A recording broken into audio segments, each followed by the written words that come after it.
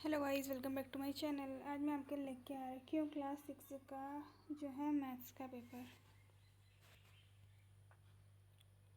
तो इसमें आप देख सकते हैं, सबसे पहले है आपका, इसमें आप देख लें आपको टाइम क्या क्या दिया है करके। ये दिया टाइम और ये टोटल नंबर इतने का होता है पेपर। उसके बाद है आपका फर्स्ट में सही विकल्प चुनिए। फर्स्ट है हमारे चारों ओर पैटर्न दिखाई देते हैं, किसमें? प्रकृति में, घर, विद्यालय में, सूरज चंद्रमा में या उपयुक्त सभी में। तो इसका आंसर हो जाएगा उपयुक्त सभी में, आंसर नंबर डी। नेक्स्ट है ये किसके पैटर्न है? 2, 4, 6, 8 जो नंबर है ना, ये जो है आपकी सम संख्या के पैटर्न है। और फिर नेक्स्ट, एक रेखाखंड के कितने अंतः बिंदु हो सकते हैं, ये आपको बताना है कि कितने हो सकते हैं। और नेक्स्ट है दी गई आकृति क्या है, ये बताना है। पॉइंट लेके यहाँ से एरो लगा के ऐसा वाला क्या होता है आपको बताना है। रेखा होती है, रेखाखंड, किरण या फिर बिंदु।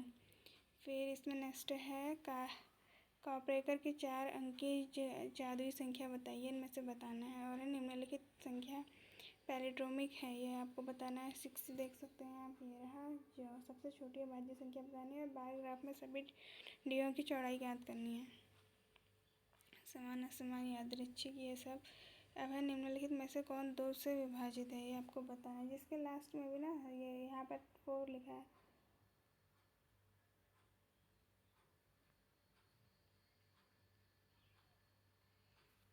ये आप देख सकते हैं 4 लिखा हुआ। तो ये जो है आपका हो जाएगा क्या, 2 से डिवाइड।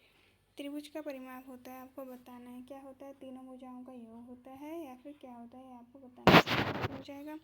और फिर नेक्स्ट है 4 सेंटीमीटर भुजा वाले वर्ग का परिमाप बताना है। वर्ग का परिमाप 4 सेंटीमीटर, इसको दरका 4 गुणा 4 कर लेंगे। वर्ग का परिमाप होता क्या है, एक भुजा की लंबाई गुणा 2। तो एक भुजा की लंबाई आपको 4 दिया, तो 4 दूनी 8 हो जाएगा इसका परिमाप। नहीं, इसका परिमाप होता है 4 गुणा 4, 4 चक्कर 16। ये क्या है आपका स्क्वायर है ना, स्क्वायर की सारी साइड क्या होती है, इक्वल होती है। तो 4 4 4 4 हो जाएंगी। इन सबको ऐड कर लो या फिर 4 को मल्टीप्लाई कर लो 4 से, तो आपका आंसर हो जाएगा 16।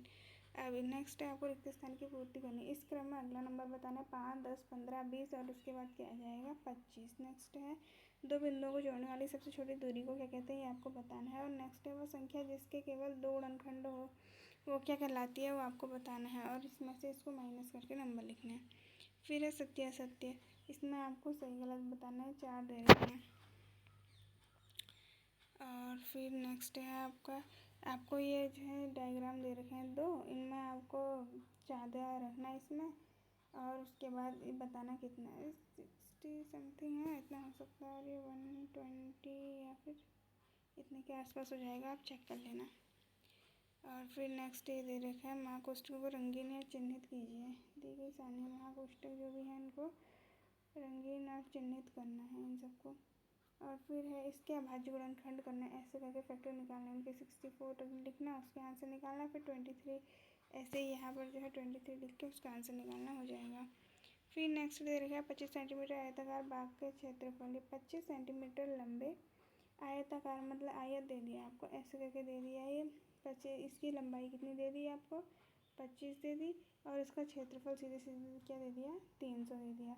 तो इस बाकी चौड़ाई आपको निकालनी है। आपको पता होगा परिमाप क्या होता है, लंबाई गुणा चौड़ाई। यहाँ आपको दे दिया 300 बराबर 25 गुणा x मान लेना उसकी वैल्यू को। तो 25 यहाँ मल्टीप्लाई में, यहाँ का आ जाएगा डिवाइड में, तो इसको सॉल्व कर लेना, आपकी चौड़ाई निकल जाएगी।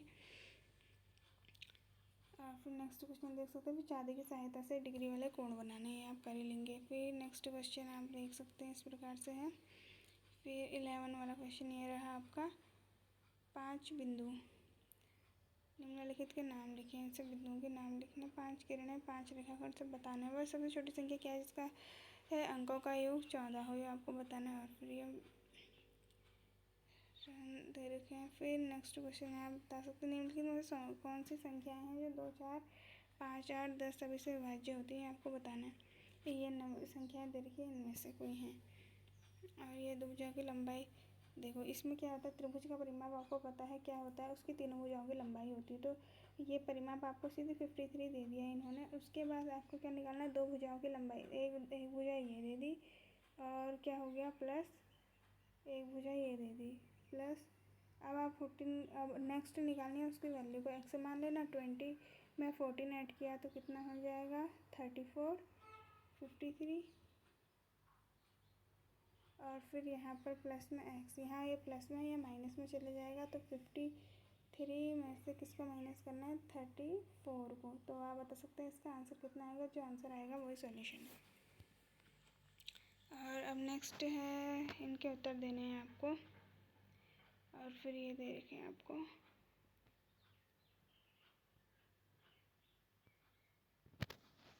अब आपको क्या करना है, इसके अगली 2 संख्या लिखनी है। 1 का वर्ग हो गया, ये 2 का स्क्वायर है 4, 3 का स्क्वायर 9, 4 का स्क्वायर 5 का स्क्वायर 6 का 7 का स्क्वायर क्या होता है 49 और 8 का स्क्वायर क्या होता है 64। ये लिखनी है आपकी।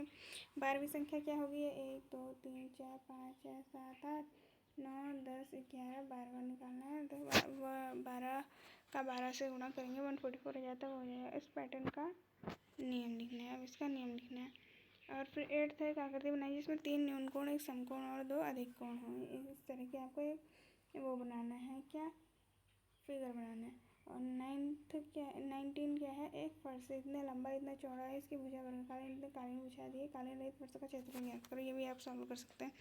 आई होप आपको वीडियो समझ आई होगी। समझ आई तो लाइक करना, चैनल पर नया हो तो सब्सक्राइब करना। मिलते हैं किसी अगली वीडियो के साथ। Thank you.